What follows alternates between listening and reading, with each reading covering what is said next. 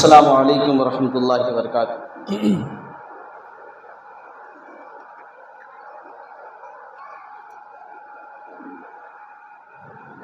ان الحمد للہ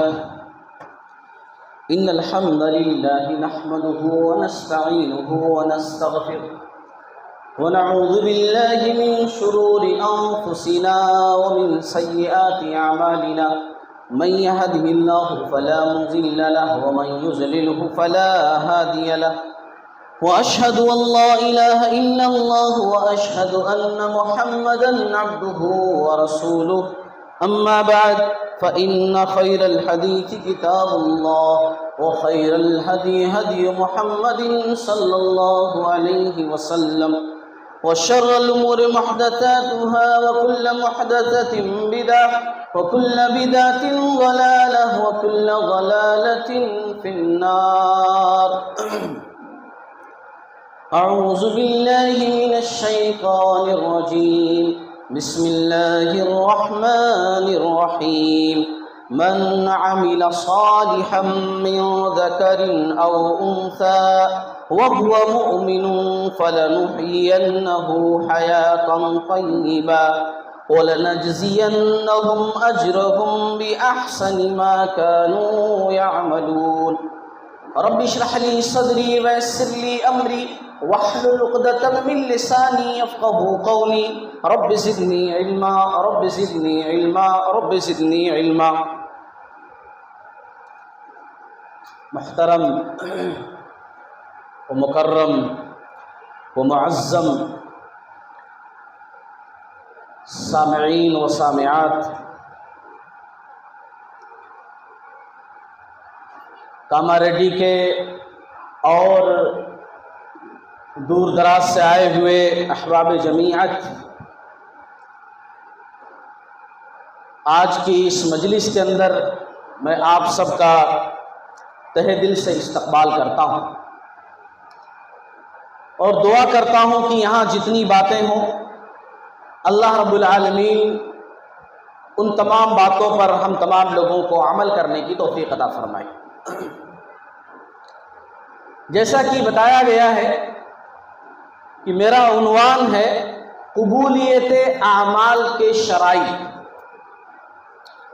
پہلے عنوان کو سمجھ لیتے ہیں، پھر اس کے بعد اس عنوان کے تحت جو گفتگو ہوگی انشاءاللہ وہ گفتگو بھی آپ تمام لوگوں کو سمجھ میں آئے گی۔ عنوان ہے قبولیت اعمال کے شرائط۔ اس کا مطلب یہ ہے کہ ہم جو بھی عمل کرتے ہیں ہم کیا ایسا کریں کہ اللہ تعالی کے پاس جب ہم جائیں تو ان اعمال کا بدلہ پائیں۔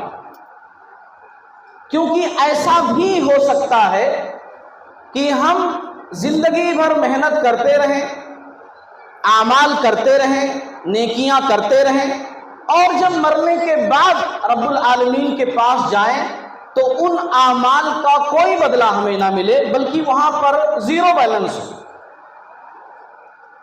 قرآن مجید کے اندر اللہ رب العالمین نے اس بات کا تذکرہ کیا ہے۔ اللہ نے کہا ہے عاملۃ ناصبہ تصلی نارا حامیہ۔ بہت سارے لوگ قیامت والے دن آئیں گے، وہ عمل کر کے تھکے ہوئے ہوں گے، بہت عمل کر کے آئیں گے، لیکن پھر بھی تصلی نارا حامیہ، جہنم میں ڈال دیے جائیں گے۔ کیا وجہ ہوگی؟ کہ عمل کر کے تھک کر کے گئے ہوں گے مگر پھر بھی جہنم میں جا رہے ہیں، حالانکہ جانا تو چاہیے جنت کے اندر۔ تو وہی بات ہے جو آج کا میرا موضوع، کہ ان لوگوں نے ان باتوں کی پاسداری نہیں کی کہ جن سے ہمارے اعمال اللہ کے دربار میں قبول ہوتے۔ بات کو تھوڑا یہاں روک کر کے میں ایک بات کہوں گا، ہمارے احباب ذرا آگے آ جائیں۔ دیکھیے آگے جگہ خالی ہے، کرسیاں خالی ہیں، آپ لوگ پیچھے بیٹھے ہوئے ہیں، آگے آ جائیے، برائے مہربانی آگے آ جائیے تاکہ نئے آنے والوں کے لیے جگہ باقی رہے۔ آ جائیے سب لوگ، آگے آ جائیے، خود سے دیکھ لیجیے، جہاں جہاں جگہ خالی وہاں بیٹھ جائیے۔ اعوذ باللہ من الشیطان الرجیم۔ بہرحال اس بات کو ایک مثال سے اور بھی سمجھ لیں کہ ایک شخص ہے، زندگی بھر وہ کماتا رہا، اپنی پونجی وہ جمع کرتا رہا، باہر تھا، محنت کیا، مشقت کیا، جاڑا گرمی برسات دھوپ چھاؤں کسی کی پرواہ نہیں کی اس نے، اور محنت کر کر کے وہ یہاں پیسہ بھیجتا رہا۔ جب وہ کمزور ہو گیا، جب اسے لگنے لگا کہ اب میں محنت نہیں کر سکتا ہوں، اب مجھے چلے جانا چاہیے، اور جو میں نے جمع کیا ہے، جو میں نے بچت کی ہے، وہ میری زندگی کے لیے کافی ہو جائے گا۔ اور جب وہ یہاں آتا ہے تو دیکھتا ہے کہ زیرو بیلنس، اس کے پاس کوئی پونجی نہیں، اس کے پاس کوئی پیسہ نہیں، بتائیے وہ کیا کرے گا؟ یہاں دنیا کے اندر تو چلو مان لو تھوڑی دیر کے لیے کچھ کر سکتا ہے، وہ چھوٹی موٹی جاب کر لے گا زندگی گزارنے کے لیے، تھوڑی بہت محنت مشقت کر لے گا آخری عمر میں بھی زندگی گزارنے کے لیے۔ لیکن وہ انسان کہ جس کا عمل برباد ہو گیا، جس کے اعمال ریجیکٹ ہو گئے، اور رب کے دربار میں وہ ٹھہرا ہوا ہے، اور رب کہہ رہے ہیں کہ تمہاری کوئی نیکی نہیں ہے، تمہارے اعمال کا کوئی بدلہ نہیں، تمہارے کسی بھی نیکی کا یہاں پر اجر کچھ بھی نہیں، بتاؤ وہ کیا کرے گا؟ وہاں تو اب کوئی چانس نہیں ہے۔ تو یہ آج کا میرا موضوع کہ کیا ہم ایسا کریں کہ جب ہم اللہ کے پاس جائیں تو ان اعمال کا بھرپور بدلہ پائیں، ورنہ ہم یہاں دنیا کے اندر جیسا کہ قرآن میں اللہ نے کہا عاملۃ ناصبہ تصلیٰ نارا حامیہ، زندگی بھر کر کر کے تھک کر کے جائیں گے، لیکن اللہ کے دربار میں کوئی نیکی نہیں۔ تو آج میں اپنے پوری تقریر کے اندر یہ بتاؤں گا کہ 4 چیزوں کو اپنائیں اور 4 چیزوں کو چھوڑیں، تو انشاءاللہ ہم اپنے اعمال کا بھرپور اجر، بھرپور بدلہ اللہ رب العالمین کے دربار میں پائیں گے۔ 4 چیزوں کو اپنانا ہے، 4 چیزوں پر عمل کرنا ہے، اور 4 چیزوں کو چھوڑنا ہے، بالکل ترک کرنا ہے، بالکل ان سے رک جانا ہے۔ اب وہ ایک ایک کر کے میں تمام چیزیں بتاتا ہوں۔ توحید کو اپنائیں اور شرک کو چھوڑیں۔ میری گفتگو بڑے آسان اسلوب میں ہوگی، تمام لوگ سمجھ جائیں، اور بڑے فائدے مند انشاءاللہ پوری کوشش کروں گا کہ فائدے مند ہو۔ توحید کو اپنائیں اور شرک سے بچیں۔ قرآن میں اللہ رب العالمین نے فرمایا من عمل صالحا من ذکر او انثى وهو مؤمن فلنحيينه حیاتا طیبا وَلَنَجْزِيَنَّهُمْ أَجْرَهُمْ بِأَحْسَنِ مَا كَانُوا يَعْمَلُونَ۔ جو شخص نیک عمل کرے، چاہے وہ مرد ہو چاہے وہ عورت ہو، بشرطے کہ ایمان والا ہو، چاہے مرد ہو چاہے عورت ہو، نیک عمل کرے، لیکن کنڈیشن یہ ہے ایمان والا ہو، ایمان اس کے پاس ہو، توحید اس کے پاس ہو، تو اسے ہم یقیناً بہت ہی اچھی زندگی عطا کریں گے، اور ان کے نیک اعمال کا بہتر بدلہ بھی انہیں ضرور دیں گے۔ اللہ رب العالمین نے قرآن مجید کی سورۃ النحل میں یہ بات کہی ہے۔ تو جو میں گفتگو کر رہا ہوں، دیکھیے میں نے کیا کہا کہ توحید کو اپنانا ہے اور شرک کو چھوڑنا ہے۔ اگر چاہتے ہیں کہ رب کے دربار میں ہمارے اعمال جمع رہیں اور جانے کے بعد اس کا بھرپور اجر پائیں، تو یہ کرنا پڑے گا کہ توحید کو اپنائیں اور شرک سے بچیں۔ توحید کو اپنائیں، جی ہاں۔ حضرت ابو ہریرہ رضی اللہ تعالی عنہ نے آپ صلی اللہ علیہ وسلم سے پوچھا، صحیح بخاری کی حدیث ہے، کہا یا رسول اللہ صلی اللہ علیہ وسلم، وہ کون شخص ہوگا کہ جو آپ کی شفاعت کا مستحق ہوگا؟ دنیا کے اندر ہم لوگ جھگڑتے رہتے ہیں نا، کچھ لوگ کہتے ہیں کہ نہیں جو عید میلاد النبی مناتے ہیں انہیں کی شفاعت ہوگی، جو نہیں مناتے ان کی سفارش نہیں ہوگی، جو لوگ رسول اللہ صلی اللہ علیہ وسلم کو اس طرح مانتے ان کی شفاعت ہوگی، جو اس طرح نہیں مانتے ان کی نہیں ہوگی، لڑتے رہتے ہیں۔ یہاں فائنل بات ہے حدیث کے اندر، صحیح بخاری کی حدیث۔ ابو ہریرہ رضی اللہ تعالیٰ عنہ نے پوچھا یا رسول اللہ صلی اللہ علیہ وسلم، قیامت کے دن آپ کی شفاعت کا خوش نصیب بندہ کون ہوگا جس کی آپ شفاعت کریں گے، جس کی آپ سفارش کریں گے؟ پیارے نبی صلی اللہ علیہ وسلم نے ارشاد فرمایا کہا اے ابو ہریرہ مجھے یقین تھا یہ سوال تم ہی کرو گے، میں جانتا تھا اس بارے میں کوئسچن تمہاری طرف سے آئے گا، کیونکہ تم حدیث کے بڑے حریص ہو۔ حریص کا مطلب کھانے والا حریص نہیں، حریص شوقین ہے نا، شوقین، بہت زیادہ چاہت، بہت زیادہ خواہش حدیث کے لیے۔ میں جانتا تھا تم ہی سوال کرو گے، تو سنو جو تم نے سوال کیا اس کا جواب سنو۔ قیامت کے دن میری شفاعت کی سعادت اس شخص کو نصیب ہوگی جس نے اپنے دل کی گہرائیوں سے اخلاص کے ساتھ لا الہ الا اللہ کہا ہو۔ ہاں، جس نے دل کی گہرائیوں سے لا الہ الا اللہ کہا، زندگی بھر اس پر جمع رہا، اللہ کے سوا کوئی معبود نہیں۔ بچہ بیمار ہوا، پڑوسیوں نے کہا فلاں بابا ہیں، جاتے ہی ٹھیک ہو جاتے، کہا نہیں، میں نے لا الہ الا اللہ کہا ہے اور وہاں بابا کے پاس جانا لا الہ الا اللہ کے خلاف ہے، اس لیے میں نہیں جاؤں گا۔ لوگوں نے بارہا کہا کہ بیوی کا حمل بار بار گر جا رہا ہے، تو فلاں اماں ہے ایک فلاں گاؤں میں، پتہ نہ کیا جو ہے کمر میں باندھ دیتی ہیں، سب کچھ ٹھیک ہو جاتا ہے۔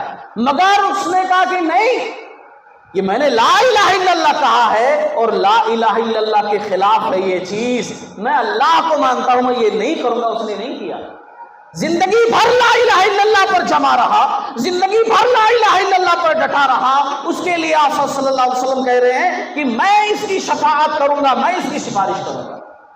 ہاں، یہ ہے توحید، اس کو اپنانا پڑے گا، اس کو اپنائیے اور شرک کو چھوڑیے، ہمارے اعمال سیف رہیں گے، ہمارے اعمال برباد نہیں ہوں گے۔ ایک بات میں کہوں آپ لوگوں سے، ایک واقعہ ہے، بڑا مشہور واقعہ ہے، ایک اللہ والی کا۔ پیارے نبی صلی اللہ علیہ وسلم جب معراج پر گئے، مسند احمد کی، ابن حبان کی حدیث ہے، جب معراج پر گئے آپ صلی اللہ علیہ وسلم، جنت جہنم کی سیر کی، تو جنت میں ایک بڑی تیز خوشبو آئی، تیز خوشبو۔ آپ صلی اللہ علیہ وسلم نے جبریل علیہ السلام سے پوچھا اتنی تیز خوشبو، اتنی بہترین خوشبو کس کی ہے؟ میٹر کیا ہے، بات کیا ہے، واقعہ کیا ہے؟ جبریل علیہ السلام نے کہا کہ یہ فرعون کی ایک نوکرانی اور اس کے بچوں کی خوشبو ہے۔ تب آپ صلی اللہ علیہ وسلم نے کہا کہ پورا واقعہ بتائیے کیا ہے، نہیں سمجھ میں آیا۔ جبریل علیہ السلام نے بتایا، اور وہ واقعہ میں آپ لوگوں کو بتا رہا ہوں۔ جبریل علیہ السلام نے یہ بتایا کہ فرعون کے گھر میں ایک نوکرانی تھی، اس کا ایمان اللہ پر تھا، حالانکہ فرعون اپنے آپ کو رب کہتا تھا جو کچھ ہوں میں ہی ہوں، میرے علاوہ کوئی نہیں، جو رب کو مانتا اس کو سزا دیتا، اور اس کے گھر میں ایک اللہ والی موجود ہے۔ فرعون کی بیٹی کی کنگھی کر رہی ہے، کنگھی ہاتھ سے چھوٹ کر کے زمین پر گری، اس نے کہا بسم اللہ۔ فرعون کی بیٹی نے کہا اللہ کون؟ میرے ابو جی، میرے والد صاحب، ان کا نام لے رہی ہو تم؟ کہا نہیں، میں تو اس رب کا نام لے رہی ہوں جو تمہارے ابا کا بھی رب ہے، تمہارے والد کا بھی رب ہے، تمہارے والد صاحب کو بھی پالنے والا ہے، میں تو اس رب کو مانتی ہوں۔ کہا اچھا، تم ہمارے ابو کو چھوڑ کر کے کسی اور کو مان رہی ہو؟ ابو سے شکایت کرو۔ کہا کر لو شکایت۔ جس کے دل میں توحید ہوتا ہے نا، ایک اللہ کا ڈر ہوتا ہے، اس کو کسی دنیا سے ڈر نہیں ہوتا۔ اس نے کہا ٹھیک ہے جاؤ شکایت کر لو، بول دی جا کر کے۔ فرعون نے بلایا، بچے والی تھی بیچاری، فرعون نے بلایا، کہا ایسا بات ہے، کیا تم مجھے نہیں مانتی ہو، کسی اور رب کو مانتی ہو؟ تو کہا کہ ہاں میں کسی اور کو مانتی ہوں، میں اس رب کو مانتی ہوں جو تمہارا بھی رب ہے، ساری دنیا کا رب ہے، میں اس رب کو مانتی ہوں۔ فرعون نے کہا سوچ لو، میں سزا دوں گا۔ کہا تیار ہوں، مگر اس رب کو چھوڑ نہیں سکتی، میں اس رب کو نہیں چھوڑ سکتی، میں تیار ہوں سزا سننے کے لیے، سزا سہنے کے لیے۔ فرعون سخت دل ظالم، اس نے کیا کیا، بڑا کڑاہا لیا، بڑا برتن لیا اور اس کے اندر تیل گرمایا، کھولایا، آگ جلائی، خوب گرم کیا، اور اس کے بعد اس کے بچوں کو ایک ایک کر کے ڈالنے لگا۔ کہا رب کو چھوڑ دو، مجھے مانو، بچ جاؤ گے۔ اس اللہ والی نے کہا کچھ بھی ہو جائے میں رب کو نہیں چھوڑ سکتی، میں رب کو نہیں چھوڑوں گی۔ سارے بچوں کو ایک ایک کر کے ڈال دیا کڑاہے کے اندر۔ اس اللہ والی نے، اس کا جب نمبر آیا، ایک چھوٹا بچہ اس کا باقی بچا ہوا ہے۔ حالت دیکھیے، ایک بچہ ابھی بالکل شیر خوار جس کو بولتے ہیں، دودھ پیتا بچہ، وہ بچا ہوا ہے، وہ بیٹھا ہوا ہے، اس کو کچھ نہیں پتا۔ اب یہ بھی جا رہی ہے اس کڑاہی کی طرف کودنے کے لیے، اس کے قدم ڈگمگا رہے ہیں کہ میں چلی جاؤں گا تو بچے کا کیا ہوگا، بچے کی پرورش کیسے ہوگی، جتنے بڑے تھے سب کو تو ڈال دیا، یہی بچہ باقی بچا ہوا ہے، یہ بچہ کچھ بھی نہیں جانتا ہے، اس لیے اس کو چھوڑے ہوئے۔ میرے بعد اگر یہ بچ گیا، اس کو نہیں ڈالا دنیا کے اندر، میرے بعد ہوگا کیا اس کا؟ ماں تھی نا۔ تڑپ اٹھی بچے کو دیکھ کر کے، قدم ڈگمگانے لگے، آگے پیچھے ہونے لگے۔ اللہ رب العالمین نے اس بچے کو قوت گویائی دے دی، بولنے کی طاقت دے دی اس بچے کو۔ اس بچے نے کیا کہا؟ اس بچے نے کہا یا امہ اقتحمی فإن عذاب الدنیا اہون من عذاب الآخرہ، امی جان کود جائیں کیونکہ دنیا کا عذاب آخرت کے عذاب سے ہلکا ہے، دنیا کا عذاب آخرت کے عذاب سے ہلکا ہے، آپ کود جائیں۔ جو بچے دودھ پینے کے ایام میں گفتگو کیے ہیں نا، ان بچوں میں سے ایک بچہ یہ بھی ہے۔ وہ عورت کود گئی، لیکن کودنے سے پہلے اس نے ایک شرط رکھی تھی کہ میری ہڈیاں، میرے بچوں کی ہڈیاں ایک ہی جگہ جمع کر کے ایک ہی قبر کے اندر دفن کرنا۔ چنانچہ فرعون نے ایسا ہی کیا تھا۔ جبریل علیہ السلام نے آپ صلی اللہ علیہ وسلم سے کہا یہ اسی خاتون جنت، یہ اسی عورت اور اس کے بچوں سے خوشبو آ رہی۔ سبحان اللہ، یہ اللہ والی تھی جس نے توحید کے لیے، اپنے عقیدے کے لیے کوئی کمپرومائز نہیں کیا۔ نہیں، میں رب کی ماننے والی ہوں، میں اللہ کے علاوہ کسی اور کو تسلیم نہیں کر سکتی۔ اور آج ہمارے گھروں کی حالت دیکھیے نا، ہماری خواتین کی حالت دیکھیے، اللہ معاف فرمائے، جو نہیں کرتی ہیں ماشاءاللہ بہت قابل مبارکباد ہے، جن کا عقیدہ صحیح ہے بہت اچھی بات ہے، مگر بہت ساری خواتین ایسی ہیں عقیدتاً بہت زیادہ کمزور ہے، عقیدہ ان کا بڑا کمزور ہے، نمازیں پڑھ رہی ہیں، روزے رکھ رہی ہیں، مگر عقیدہ بڑا کمزور ہے۔ عقیدہ کیسا ہے؟ عقیدہ ایسا ہے کہ شام کو جھاڑو نہ کو لگاؤ، کئی کو شام کو جھاڑو لگاتے تو گھر سے برکت چلی جاتی۔ ہاں، جیسے بہو جھاڑو اٹھائے نہیں، افلاسی آتی گھر کے اندر، دیکھو کہیں سی اٹھا کر کے لے کر آ گئے، دیکھو اس کو ہے نہیں، دن میں نہیں لگا لینا، صبح کو نہیں لگا لینا، شام کو جھاڑو لگاتے کیا گھر سے پوری برکت چلی جاتی۔ ایسا لگتا ہے برکت ایسے زمین پر بکھری پڑی ہوئی رہتی ہے کہ جھاڑو مارتی دروازے باہر چلی جاتی۔ ہاں، عقیدہ بنا ہوا ہے، یہ عقیدہ ہے کہ شام میں گھر میں جھاڑو دیے تو برکت چلی جاتی، گھر میں جالے رہے تو افلاسی آتی۔ ہاں، یہ الگ بات ہے کہ جالا نہیں رہنا چاہیے، صفائی ستھرائی یہ تمام چیزیں ہونی چاہیے، لیکن یہ عقیدہ رکھنا کہ جالے رہے تو افلاسی آتی، یعنی افلاسی کی وجہ جالے ہیں، اللہ اکبر، یہ بات بالکل غلط ہے۔ سورج گرہن ہو، چاند گرہن ہو، حاملہ عورت بہت بچ کر رہنا، کیونکہ سورج گرہن چاند گرہن ہے، حاملہ عورت بچ کر کے رہنا، یہ بھی غلط عقیدہ ہے لوگوں کا۔ یہ عقیدہ بتا رہا ہوں لوگوں کا، چپل الٹی رہے تو قسمت الٹ جاتی۔ ہاں، چپل ایسے گھر میں الٹ گئی نا، سیدھا چپل ہونا چاہیے، اچھی بات ہے، مگر ایسے الٹی چپل ہو گئی قسمت ہی الٹ جاتی۔ واہ، اللہ اکبر، یعنی ہماری جو ہے قسمت کا کنیکشن ایک چپل کے اندر ہے۔ ہاں، اور ہم جس طرح چپل لاتے رہتے ہماری قسمت چپل کے اندر جاتی رہتی، چپل الٹی تو قسمت الٹ جاتی۔ خالی کینچی چلائے تو گھر میں لڑائیاں ہوتے۔ ہاں، خالی کینچی نہیں چلانی چاہیے، انگلیاں کٹ جائیں گی، کچھ پریشانی ہو جائے گی، مگر یہ عقیدہ رکھنا خالی کینچی چلائے تو لڑائیاں ہوتے گھر کے اندر۔ حد تو یہ ہے کہ جس لڑکی کو 10-20 خواتین جا کر کے کتنی مرتبہ دیکھ کر کے سلیکٹ کر کے پسند کر کے چلا کر کے ہاتھا پہرا، انگلیاں، بالا، ناک، کان، آنکھ، ہر چیز دیکھ کر کے لے کر کے گھر آتے نا بہو بنا کر کے، اگر آنے کے بعد کچھ چھوٹی سی پرابلم گھر کے اندر ہو گئی تو بولتے اس کے قدم منحوس ہیں، اس کی وجہ سے گھر میں ایسا ہو رہا. جب سے اس کو لے کر کے آئے گھر کے اندر تمام پرابلمس آ رہے ہیں. سوچیے آپ. اللہ اکبر. یہ عقیدہ توحید کے خلاف ہے, یہ عقیدہ صحیح نہیں ہے. اسی لیے توحید کو اپنائیں, شرک کو چھوڑیں. اگر اپنے اعمال کو چاہتے ہیں کہ رب کے دربار میں قبول ہو, اللہ رب العالمین کے پاس جائے تو اللہ رب العالمین اس کے بدلے میں اجر دے, تو توحید کو اپنائیں اور شرک کو چھوڑیں. اس لیے کہ سن لو, ایک بات میں کہنے والا ہوں, 2 آیتیں آپ کو سنانے والا ہوں قرآن مجید کی. بڑی جامع آیتیں ہیں, بڑی اہم آیتیں ہیں. اس کو سمجھنے کے لیے بہت ہی دھیان کی ضرورت ہے. سن لو غور سے, قرآن کی آیت سنا رہا ہوں. اللہ رب العالمین نے فرمایا, کیا فرمایا اللہ رب العالمین نے؟ آپ صلی اللہ علیہ وسلم کو مخاطب کرتے ہوئے اللہ رب العالمین نے کہا, سورہ زمر کی آیت ہے, وَلَقَدْ أُوحِيَ إِلَيْكَ وَإِلَى الَّذِينَ مِن قَبْلِكَ لَئِنْ أَشْرَكْتَ لَيَحْبَطَنَّ عَمَلُكَ وَلَا تَكُونَنَّ مِنَ الْخَاسِرِينَ. یقیناً آپ کی طرف بھی اور آپ سے پہلے ہم نے جتنے نبی بھیجے ان کی طرف بھی ہم نے وحی کی کہ اگر تم نے شرک کیا. کیا فرما رہے ہیں اللہ تعالیٰ؟ اے نبی, ہم نے آپ کی طرف بھی وحی کی, اور آپ سے پہلے جو دوسرے انبیاء گزرے ان کو بھی یہ بات ہم نے بتائی تھی, ان کی طرف بھی وحی کی تھی. کیا وحی کی تھی؟ اگر تم نے شرک کیا تو یقیناً تمہارا عمل بھی ضائع ہو جائے گا, تم جو کچھ کر رہے ہو برباد ہو جائے گا, یقیناً تم نقصان اٹھانے والوں میں سے ہو جاؤ گے. کس کو کہا جا رہا ہے؟ انبیاء کو کہا جا رہا ہے.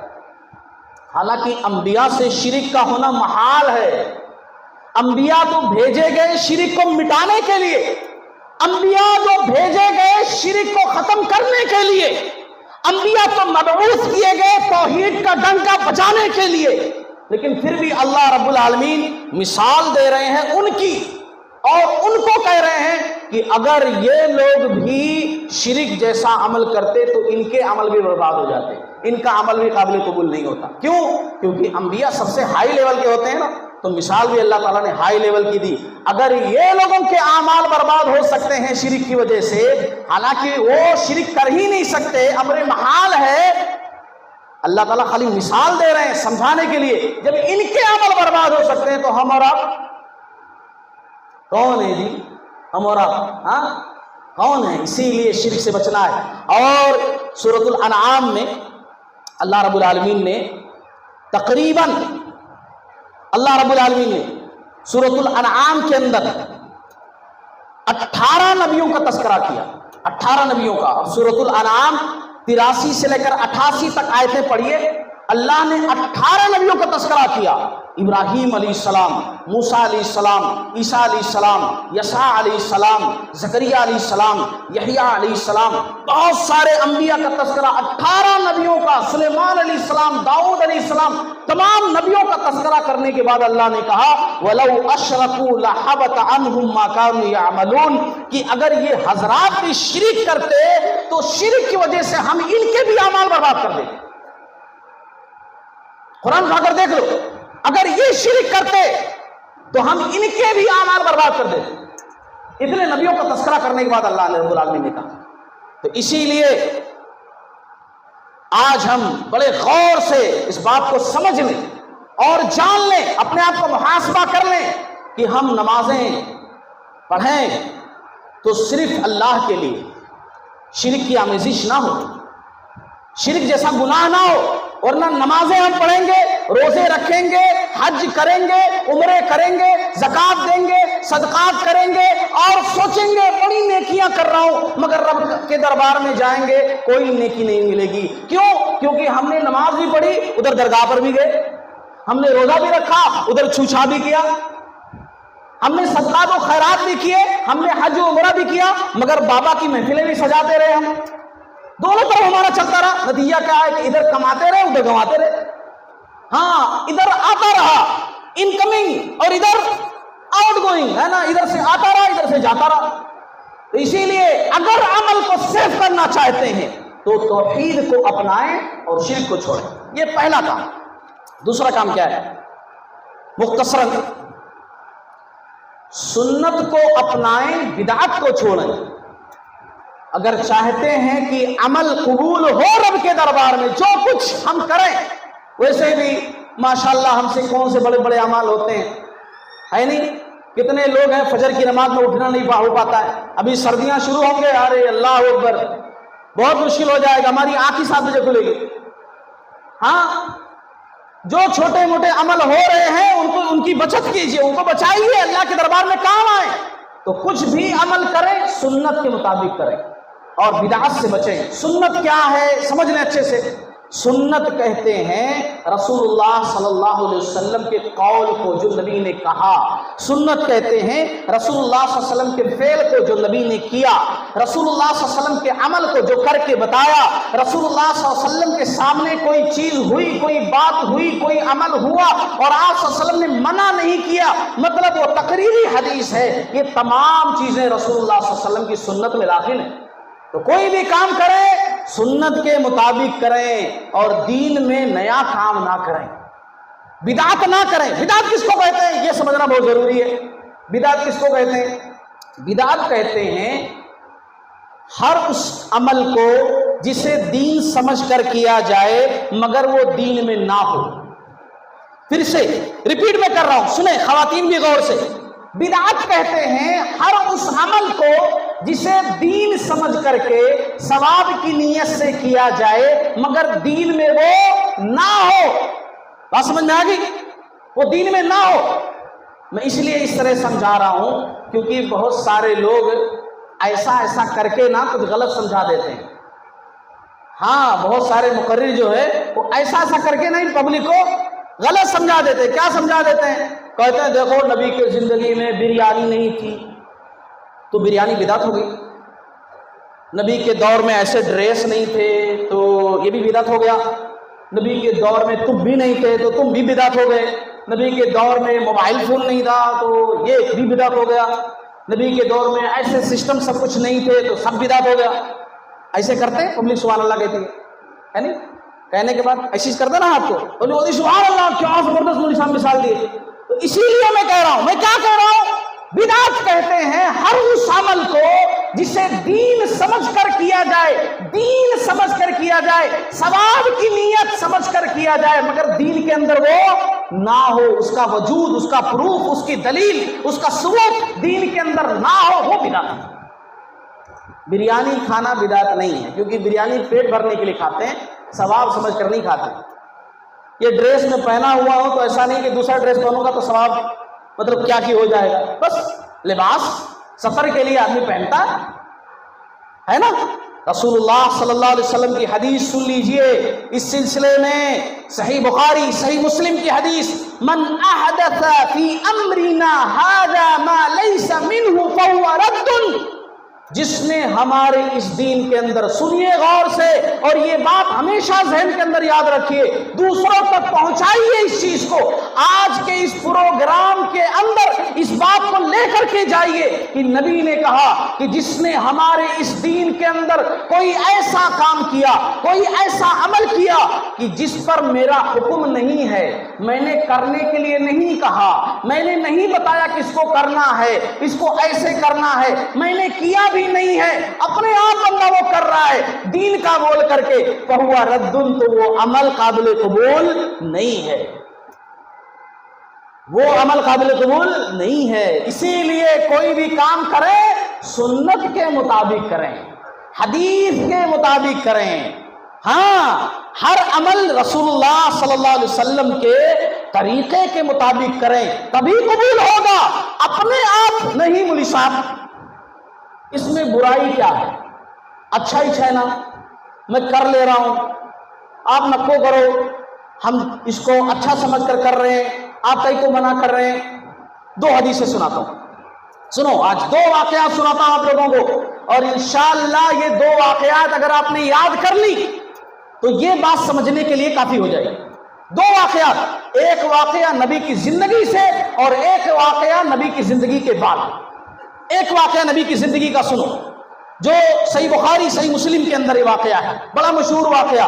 کچھ لوگ رسول اللہ صلی اللہ علیہ وسلم کے ازواج کے پاس آئے، ازواج مطلب بیویوں کے پاس آئے، کیا سوچ کر آئے کہ نبی صلی اللہ علیہ وسلم جو کچھ عمل کرتے ہیں دن میں وہ تو ہم دیکھتے ہیں کہ آپ نماز پڑھ رہے ہیں، آپ لوگوں سے مل رہے ہیں، آپ فلاں کام کر رہے ہیں، غزوات میں جاتے ہیں تو ہم ساتھ میں ہوتے ہیں، سارے عمل نبی کے ہم دیکھتے ہیں، مگر رات میں کیا کرتے ہیں وہ تو گھر والے بتا سکتے ہیں۔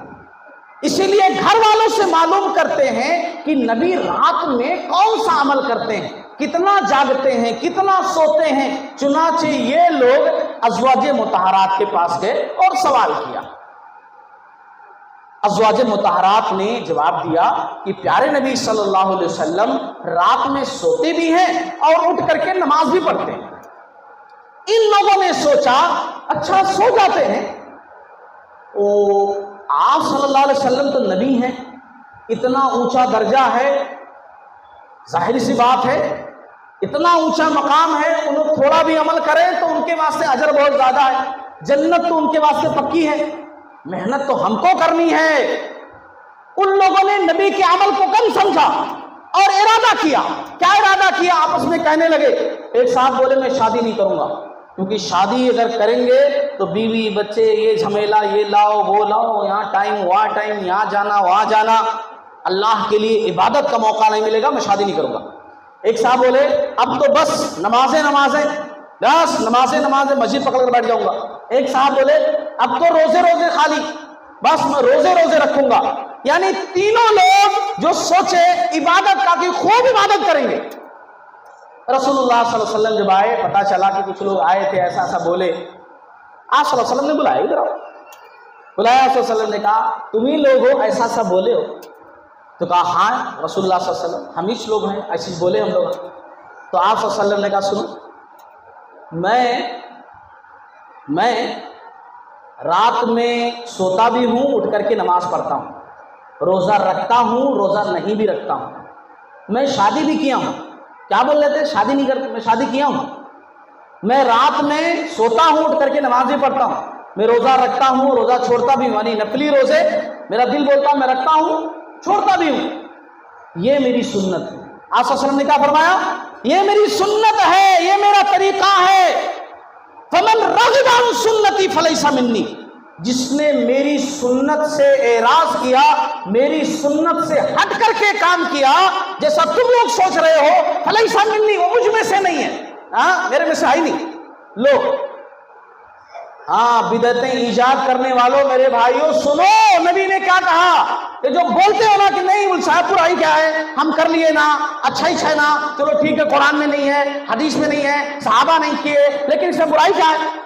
ہم رات جاگ لیے شب معراج بول کر کے، ہم رات جاگ لیے شب برات بول کر کے، ہم ایسا کر لیے، ہم ایسا کر لیے، اس میں نمازیں ہی پڑھتے ہیں نا، ہم دعائیں ہی مانگتے ہیں نا۔ وہ صحابہ کیا کچھ گناہ کرنے والے تھے؟ انہوں نے کیا ارادہ کیا تھا؟ نمازیں پڑھنے کے لیے نا، روزے رکھنے کے لیے نا۔ نبی نے کیوں منع کیا؟ کیونکہ وہ طریقہ نبی کا طریقہ نہیں تھا۔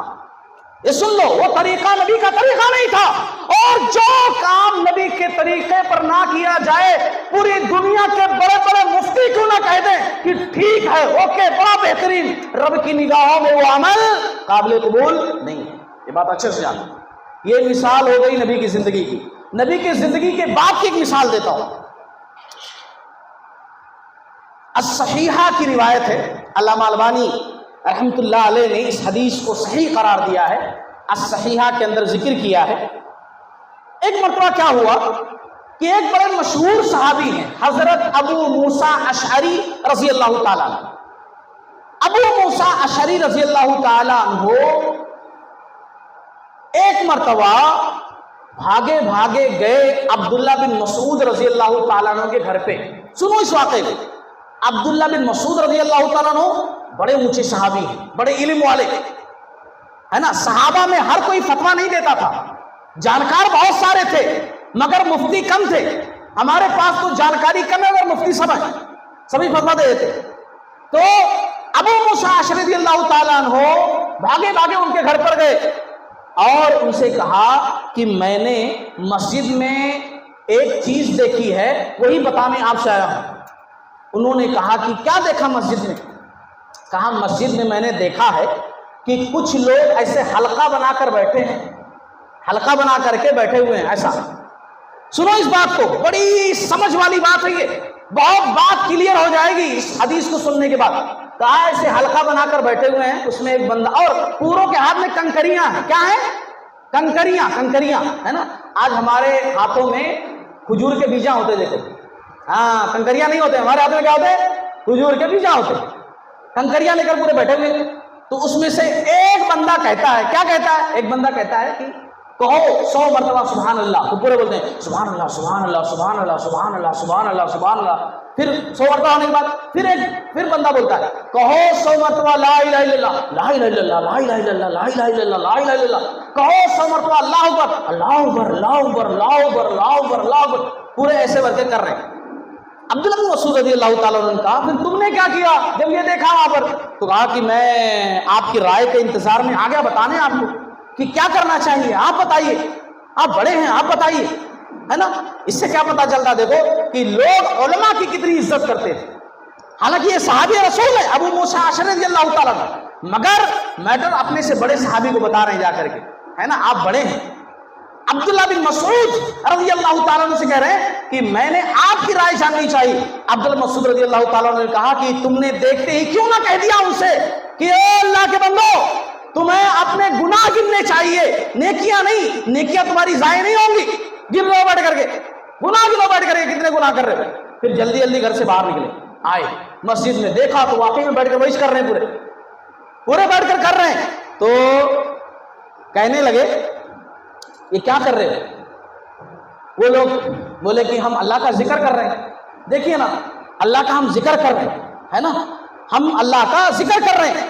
تو انہوں نے کہا کہ دیکھو، جس کے ہاتھ میں محمد، جس کے ہاتھ میں میری جان ہے، اس رب کی قسم، اس رب کی قسم جس کے ہاتھ میں میری جان ہے، کیا تم یہ سمجھتے ہو کہ تم محمد صلی اللہ علیہ وسلم کے طرز سے بہترین طرز اختیار کیے ہوئے ہو؟ آپ صلی اللہ علیہ وسلم کے طریقے سے اچھا طریقہ تم لوگ بنا رہے ہو کیا؟ تم لوگ ایسا سمجھتے ہو کیا تم لوگ؟ وہ لوگ بولے کہ ہمارا ارادہ تو نیکی کا ہے، ہم کچھ برا نہیں کر رہے ہیں، ہم اچھا ہی کرنا چاہ رہے ہیں، اللہ کا ذکر کر رہے ہیں، سبحان اللہ کہہ رہے ہیں، اللہ اکبر کہہ رہے ہیں، لا الہ الا اللہ کہہ رہے ہیں۔ اچھا، تب یہ غصہ ہوئے اور عبداللہ بن مسعود رضی اللہ تعالیٰ عنہ نے غصے سے کہا، کیا کہا؟ کہا افسوس ہے تم پر اے امت محمد، افسوس ہے تم پر اے امت محمد، ابھی تمہارے اندر نبی کے صحابہ بکثرت موجود ہیں، ابھی رسول اللہ صلی اللہ علیہ وسلم کے گھر کے برتن ٹوٹے نہیں، رسول اللہ صلی اللہ علیہ وسلم کے کپڑے پرانے نہیں ہوئے، مطلب نبی کے گئے ہوئے دنیا سے زیادہ دن نہیں ہوئے کہ تم اس کام میں لگ گئے، تم اس کام میں لگ گئے۔ وہ لوگ پھر بولے کہ ہمارا ارادہ تو نیکی کا ہے۔ تو انہوں نے کہا کہ دیکھو کتنے لوگ ہوتے ہیں جو نیکی کا ارادہ تو کرتے ہیں لیکن نیکی کو پا نہیں سکتے۔ ڈانٹا انہوں نے کہا یہ طریقہ غلط ہے۔ آج ہمارے پاس بھی ہے کہ نہیں ہے؟ آج ہمارے پاس بھی ہے۔ وہ لوگ کنکریوں پر پڑھ رہے تھے، ہم لوگوں کھجور کے بیجوں پر پڑھتے ہیں۔ کیا بولتے ہیں؟ آیت کریمہ۔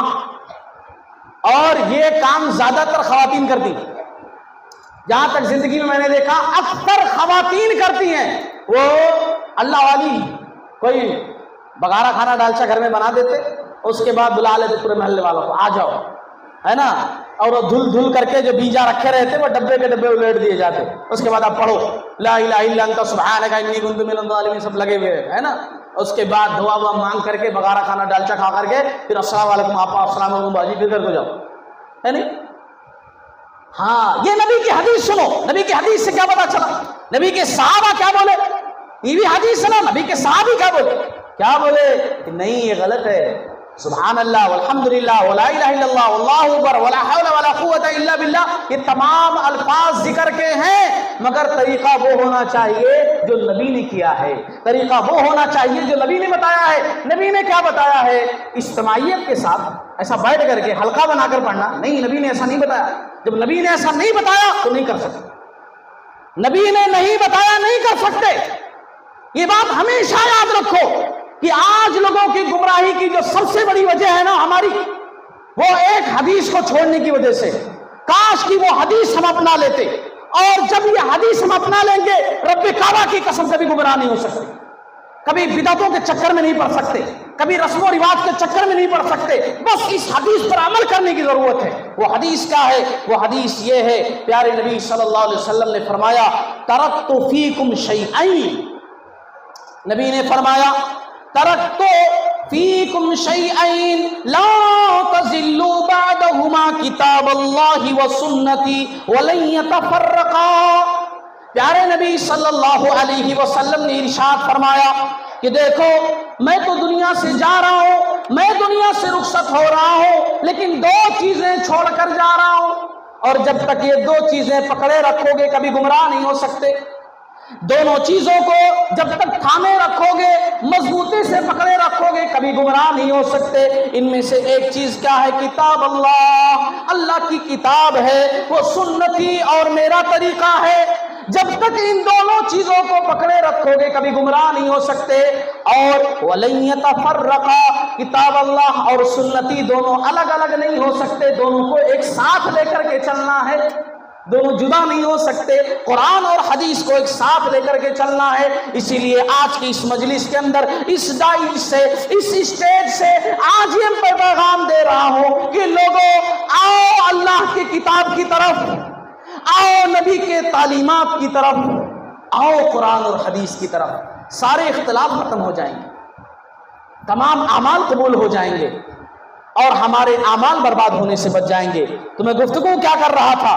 میں گفتگو یہ کر رہا تھا کہ اگر عمل کو چاہتے ہو کہ قبول ہو، رب کے دربار میں اجر ملے، تو دوسرا کام یہ کرو کہ سنت کے حساب سے عمل کرو، سنت کو پکڑو اور بدعت کو چھوڑو، بدعت کو چھوڑو اور سنت کو اختیار کرو۔ ہاں ہم نے بدعتیں بڑی ایجاد کر لی تھی، بہت بدعتیں بڑی ایجاد کر لی۔ آج سن لو ذرا، محرم فرسٹ مہینہ عربی سال کا، تو کیا ہو گیا؟ ماتم کا مہینہ۔ ہاں جیسے گھروں کے پاس ہے نا ہر مہینے میں کچھ نہ کچھ، ہمارے پاس بھی ہو گیا ویسے۔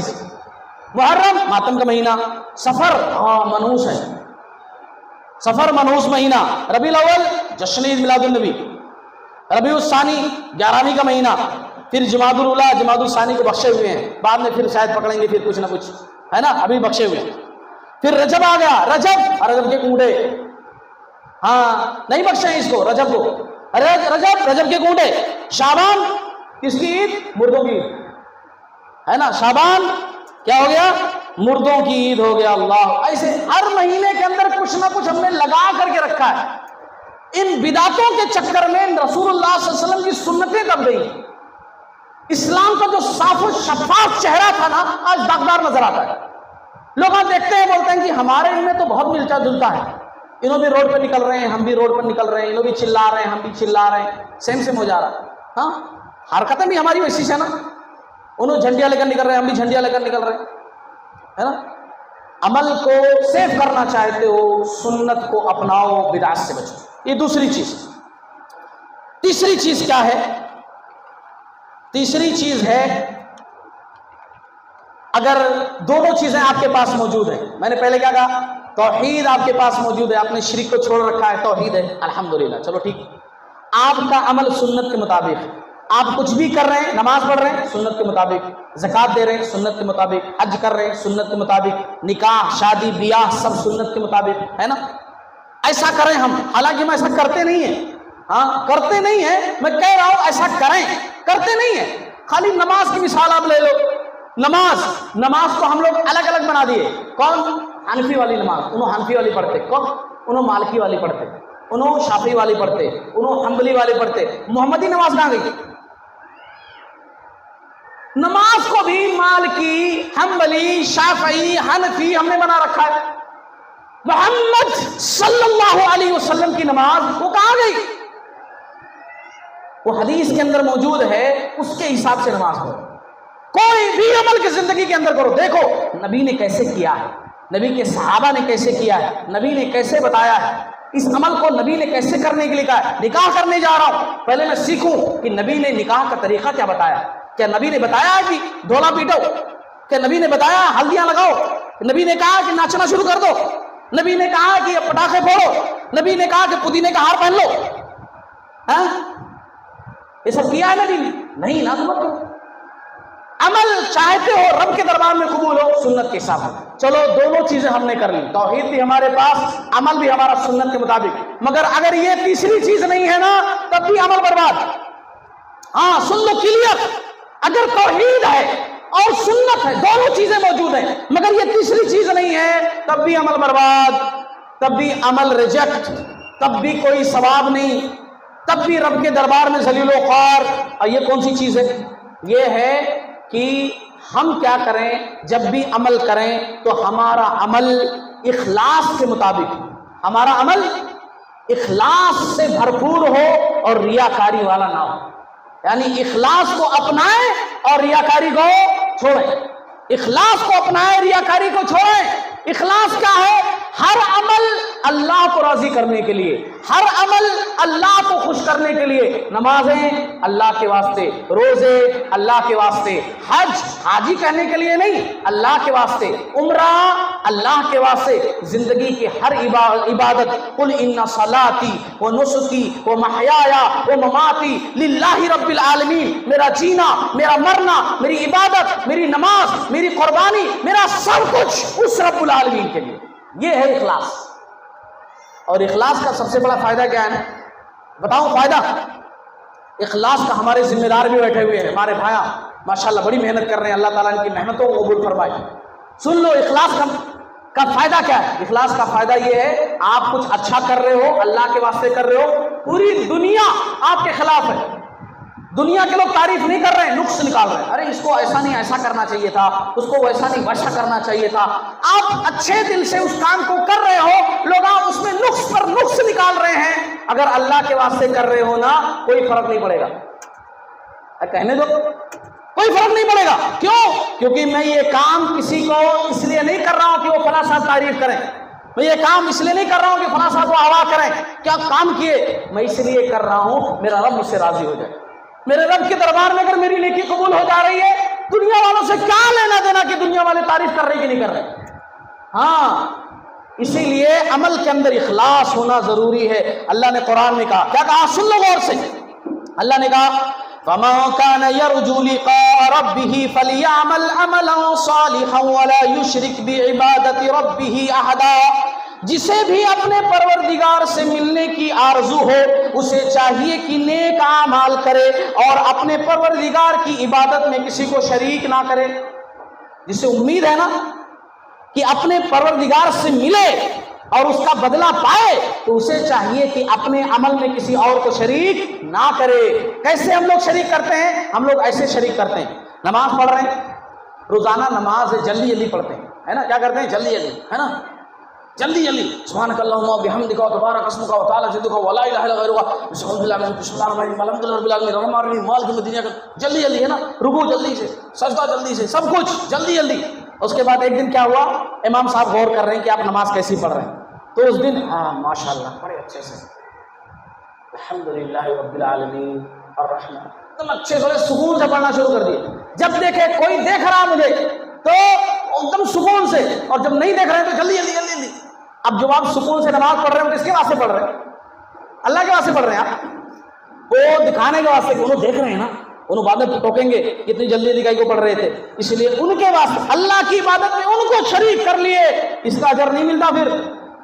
ہاں اس میں اخلاص نہیں ہے.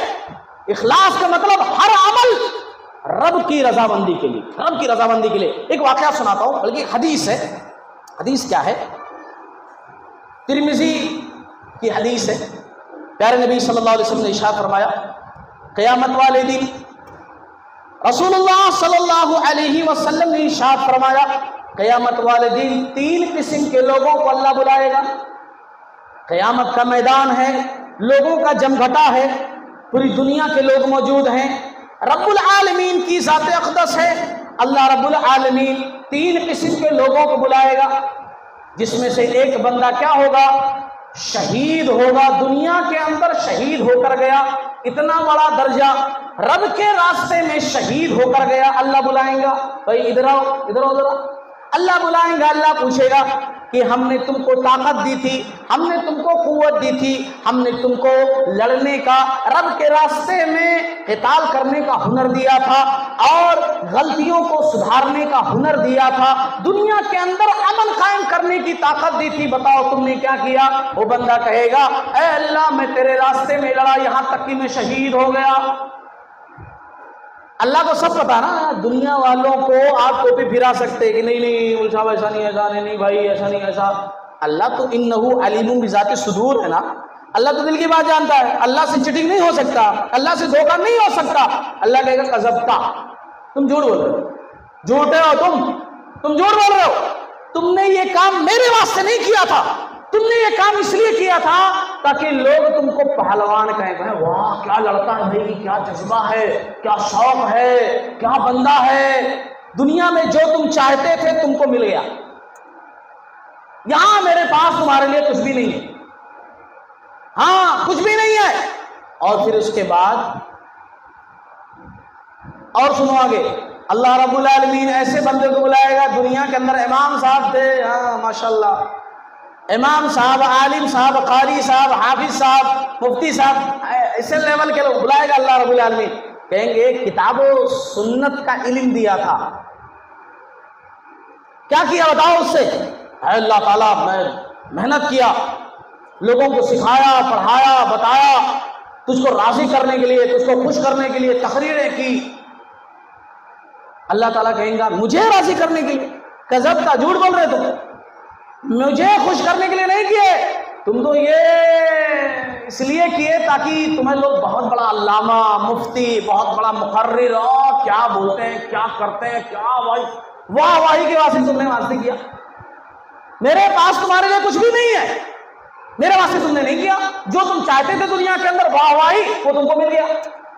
تیسرے نمبر پر اللہ تعالیٰ بلائیں گے کس کو؟ جس کو پیسہ دیا تھا, دنیا کے اندر بڑا خرچ کر کے گیا, اللہ بلائیں گے, دولت دی تھی تم کو, کیا کیا؟ کہے گا اے اللہ رب العالمین میں نے بہت اچھا کام کیا. جیسے مثال کے طور پر میں سمجھانے کے لیے کہہ رہا ہوں, کہے گا اللہ مسجد بنایا, مدرسہ بنایا, وہاں یتیم بچوں کی کفالت کی, بیواؤں کے اوپر خرچ کیا, وہاں ایجوکیشن پر لگایا, وہاں غریبوں کی مدد کی, یہ کیا وہ کیا, تیرے واسطے کیا. اللہ تعالیٰ کہیں گے کذبتا, تم جھوٹ بول رہے ہو, تم نے میرے واسطے نہیں کیا, تم نے اس لیے کیا تاکہ دنیا کے اندر واہ واہی ہو, لوگ کہیں کہ بڑا سخی بندہ ہے, بڑا خرچ کرنے والا ہے, یا ایک معنوں میں کہہ لیجئے محاورتاً لوگ کہیں کہ واہ حاتم طائی دوبارہ آ گیا. ہاں تم جو چاہتے تھے دنیا کے اندر وہ مل گیا, میرے پاس تمہارے لیے کچھ بھی نہیں ہے. ان تینوں کو گھسیٹ کر کے جہنم میں داخل کیا جائے گا. حدیث کے اندر آخری الفاظ یہ ہیں کہ جہنم کی آگ انہی تین قسم کے لوگوں سے بھڑکائی جائے گی. کون لوگ؟ شہید ہو کر گئے. کون لوگ؟ اتنا اونچا درجہ, عالم, امام, مفتی صاحب, اتنا اونچا درجہ ہے نا, سخی آدمی, خوب خرچ کرنے والا, اتنا اچھا اچھا کام کیے, بے شک کیے اچھا اچھا کام, مگر یہی چیز نہیں تھی. کیا چیز نہیں تھی؟ اخلاص نہیں تھا. سب کام کیا ریاکاری, دکھاوا, شہرت, نام, نمود, اس کے واسطے کیا, اس لیے اللہ کے پاس کچھ نہیں. کیونکہ اللہ رب العالمین نا کیا دیکھتا ہے؟ اللہ دل کو دیکھتا ہے. حدیث میں فرمایا ان اللہ تعالی لا ينظر الى اجسامکم ولا الى صورکم ولكن ينظر الى قلوبکم. اللہ تعالی تمہارے جسموں کو نہیں دیکھتا, بندہ موٹا ہے, پتلا ہے, کیسا ہے.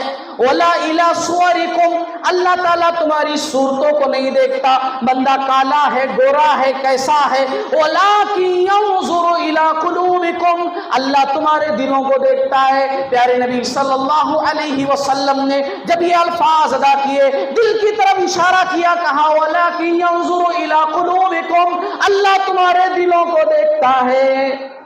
یہاں سے کیا تھا؟ یہاں سے اللہ کے واسطے تھا کہ لوگوں کے واسطے تھا؟ میں تقریر کر رہا ہوں خالی بس اس لیے کہ لوگ سدھر جائیں, لوگ کتاب و سنت کی طرف آ جائیں, اس لیے کر رہا ہوں, یا خالی اچھا تقریر کر رہے ہیں اس کے واسطے کر رہا ہوں؟ اللہ رب العالمین یہاں دیکھتا ہے. ہاں وہ چیز یہاں ہوتی ہے, اللہ دل دیکھتا ہے. ہاں اللہ دل دیکھتا ہے. اسی لیے اگر چاہتے ہیں کہ رب کے دربار میں آپ کا عمل قبول ہو, تو تیسری شرط عمل کے قبول ہونے کے لیے ہے کہ اخلاص کو اپنائیں اور ریاکاری سے بچائیں. یہ تیسری شرط ہے. لاسٹ بس تھوڑا سا وقت. لاسٹ کیا ہے؟ اگر آپ کے پاس توحید ہے الحمدللہ، اگر آپ کے پاس ہر عمل سنت کے مطابق ہے ثم الحمدللہ، اگر آپ اخلاص کے ساتھ کر کے گئے ہیں ثم الحمدللہ، تینوں چیزیں ہیں. مگر یہ لاسٹ والا اگر آپ جو ہے گڑبڑ کر دیے نا تو پھر آپ کا عمل وہاں جا کر سب برباد ہو جائے گا، آپ کے سامنے دوسروں کو دے دیا جائے گا. اسی لیے اگر چاہتے ہیں کہ جو عمل وہاں جمع ہو رہا ہے میرے ہی کام میں آئے، میں اس کا فائدہ اٹھاؤں، اس کے بدلے میں مجھے جنت میں جگہ ملے، تو یہ غلطی کبھی بھی مت کرنا. ورنہ آپ کا وہ عمل جو آپ نے صحیح عقیدے کے ساتھ کیا، وہ عمل جو آپ نے سنت کے مطابق کیا، وہ عمل جس کے اندر اخلاص تھا، تینوں کنڈیشن موجود تھی، مگر چوتھی غلطی آپ نے کر دی ہے، تب بھی آپ کا عمل برباد ہو جائے گا. چوتھی چیز کیا ہے جو میں بتانے جا رہا ہوں مختصراً؟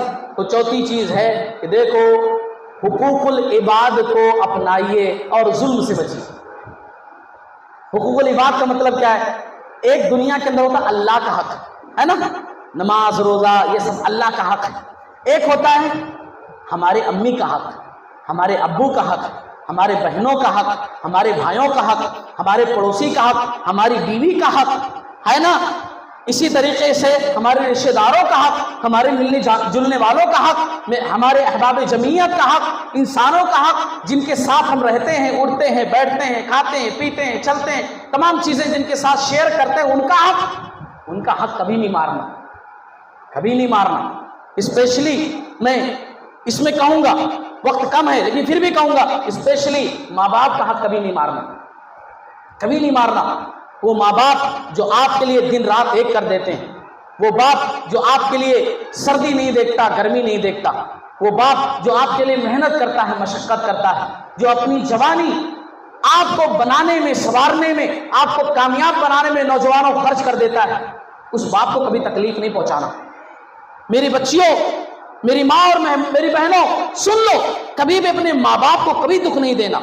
وہ ماں جو آپ کو اپنے پیٹ کے اندر رکھتی ہے، وہ ماں جو آپ کو 9 مہینے اپنے پیٹ میں رکھ کر کے چلتی ہے، پھرتی ہے. ذرا تصور کرو کہ اگر 1 کلو آپ کے گلے میں لٹکا دیا جائے اور کہا جائے کہ 9 مہینے نہیں، 9 دن آپ کو لے کر کے اس کو چلنا ہے، کھانا اس 1 کلو وزن کو لٹکا کر کے کھانا ہے، آپ کو کسی بھی ضرورت کے لیے جانا ہے، یہ آپ کے ساتھ لٹکا ہوا رہے گا، آپ چڑ جاؤ گے، آپ پریشان ہو جاؤ گے صرف 1 کلو کے بوجھ سے. وہ ماں خوشی خوشی اپنے پیٹ میں آپ کو رکھ کر کے دن رات ایک کر دیتی ہے، 9 مہینے تک سنبھالتی ہے. اس کا کھانا کیسے ہوتا ہے، اس کا پینا کیسے ہوتا ہے، اس کا اٹھنا کیسے ہوتا ہے، اس کا بیٹھنا کیسے ہوتا ہے، تم تصور نہیں کر سکتے. وہ کھاتی ہے، الٹیاں ہو جاتے، اس کو کوئی چیز اچھی نہیں لگتی، مگر کبھی بھی وہ یہ نہیں کہتی کہ یہ اس کی وجہ سے ہو رہا ہے، مجھے پریشانی اس کی وجہ سے ہو رہی ہے، یہ کیوں دنیا کے آ رہا ہے. وہ الٹیاں کرتی پھر بھی مسکرا کر کہتی ہے میرا بچہ اچھا رہے. دنیا میں آنے کے بعد ان ماں باپ کو کبھی تکلیف نہیں دینا، ان ماں باپ کو کبھی ستانا نہیں، ان کی عزتوں کے ساتھ کھیلواڑ نہیں کرنا، ان کی عزتوں کے ساتھ کبھی دھوکہ نہیں دینا، ان کی آنکھوں میں آنسو نہیں آنے دینا، بلکہ ہمیشہ یہ کوشش کرنا کہ تمہاری وجہ سے ان کا سر اونچا ہو، تمہاری وجہ سے دنیا کے اندر ان کا نام ہو، تمہاری وجہ سے دنیا میں ان کو عزت ملے، تمہاری وجہ سے دنیا میں ان کو وقار ملے، تمہاری وجہ سے دنیا میں ان کو پوزیشن ملے. لوگ کہیں کہ یہ فلاں صاحب ہے، انہوں نے اپنے بچے کی پرورش بڑی بہترین کی ہے، یہ فلاں ہے، انہوں نے اپنی بچی کی پرورش بڑی اچھی کی ہے. کبھی ایسا نہیں کرنا میری بچیوں کہ تمہاری وجہ سے تمہاری ماں باپ کو، تمہارے والدین کو، تمہارے پیرنٹس کو لوگ تانا دیں کہ یہ دیکھو تو اس کی بچی نے ایسا کام کیا، اس کے بچے نے ایسا کام کیا. کبھی ایسا ان کے ساتھ نہیں کرنا. یہ حقوق العباد کی بات میں کر رہا ہوں. ہاں، وقت ہوتا تو اس پر لمبی گفتگو کرتا. تو یہ غلطی نہیں کرنا کہ اللہ کا حق تو ادا کیے مگر بندوں کا حق مار لیے، بھائی کا حق مار لیے، بہن کا حق مار لیے، پڑوسی کا حق مار لیے، رشتہ دار کا حق مار لیے.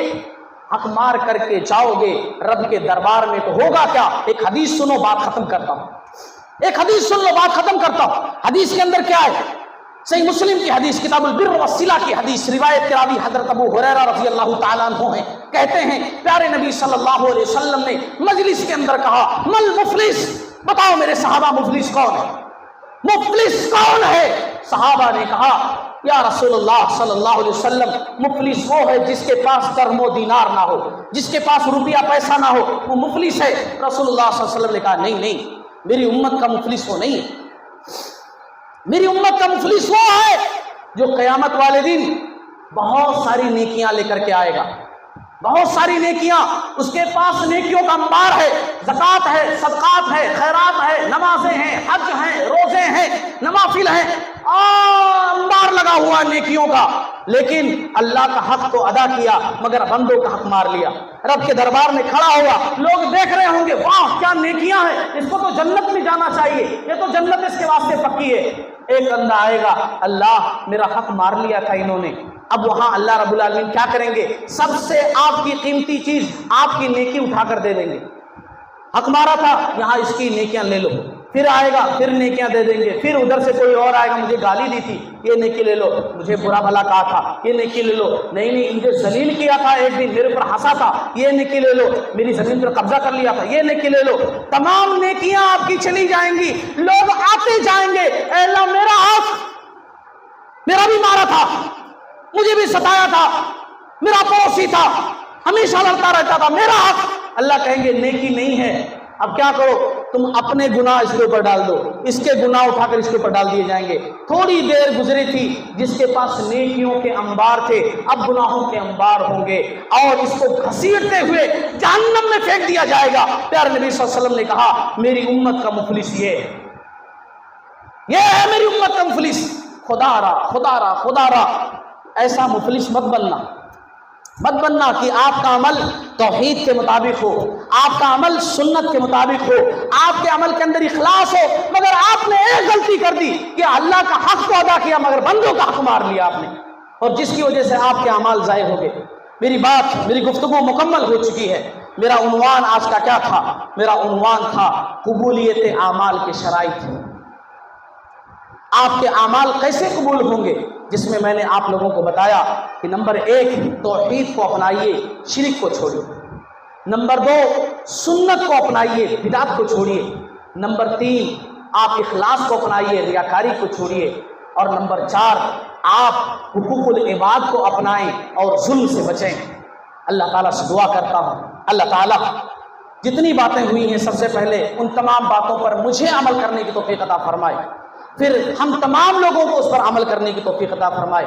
باری تعالیٰ ہمیں توفیق دے کہ ہم زندگی کے اندر صرف رب کی عبادت کریں، رب کے علاوہ یہ سر کسی اور کے سامنے نہ جھکائیں، رب کے علاوہ یہ ہاتھ کسی اور کے سامنے نہ پھیلائیں، اللہ تعالیٰ یہ ہاتھ پھیلانے کی نوبت ہی نہ لائے کسی غیر کے سامنے۔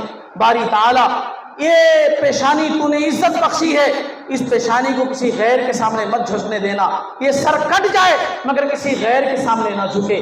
باری تعالیٰ ہمیں تو ایسا بنا، مانگیں تو تجھ سے مانگیں اور تیرے نبی کے تعلیمات پر عمل کریں، زندہ رہیں تو اسلام پر زندہ رہیں، اور خاتمہ ہو تو خاتمہ بالخیر ہو، اور خاتمہ ہو تو ایمان پر خاتمہ ہو، اسلام پر خاتمہ ہو، زبان پر کلمہ شہادت ہو، روح آسانی کے ساتھ نکلے، جنت الفردوس میں اللہ تعالیٰ اعلیٰ مقام عنایت فرمائے۔ باری تعالیٰ ہمیں توفیق دے ہمارے مردوں کو، ہماری عورتوں کو، ہماری بچیوں کو، ہمارے بچوں کو، کہ اللہ رب العالمین ان کے دلوں کو ایمان کی روشنی سے ہمیشہ جگمگاتا رہے، ان کا دل ایسا ہو کہ روشنی بھرپور ہو، ایمان بھرپور ہو، شرک بدعات خرافات ان کے دل تک پہنچنے ہی نہ پائیں۔ باری تعالیٰ ان کے دلوں کو ایسا بنا دے، ہمارے بیٹھنے کو قبول فرما لے۔ جن لوگوں نے محنتیں کی، پیسہ لگایا، وقت لگایا، محنتیں کی، اللہ تعالیٰ ان کی محنتوں کو، ان کے پیسوں کو، ان کے مال کو اللہ تعالیٰ قبول فرمائے۔